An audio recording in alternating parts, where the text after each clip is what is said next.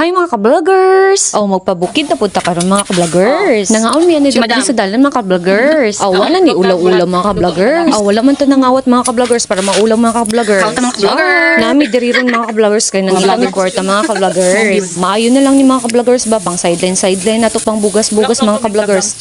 Bitaw mga ka-vloggers dili ta magsaligan ng sahod lang nato mga ka-vloggers para makapalit og burot og pirit mga ka-vloggers. Pakapin na lang pud nato bulad mga ka-vloggers para ubay-ubay na pud ato ang isudan mga ka-vloggers ba.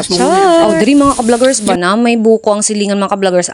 Umatik dayon mga ka-vloggers na ngayo ang first zone dayon mga ka-vloggers. Og kabalo lang ka mangita og pagkaon mga ka-vloggers no di. Gid ka magutman mga ka-vloggers. Matik na dayon na mga ka-vloggers. Paspasan na to ng transition dra mga ka-vloggers para makakaon dayon ta. Papilion ko city ba or bukid mga ka-vloggers ay mas pilion gid nako ang bukid mga ka-vloggers ba. Lahi ra gyud pag naka sa bukid mga ka-vloggers oy as in peaceful kay imong mind mga ka-vloggers. Pero karon na panahon mga ka-vloggers city first zone pasata mga ka-vloggers. Kay naman diri sa city ato ang panginabuhi mga ka-vloggers. Unsaon na lang ato ang mga sinakpan dra mga ka-vloggers no magot man mga ka-vloggers. Pero karon mga ka-vloggers i-manifest lang sa gidna nato mga ka-vloggers. Time welcome mga ka-vloggers ihatag gid na siya sa ato mga ka-vloggers. Isalig lang nato sa Ginoo mga ka-vloggers.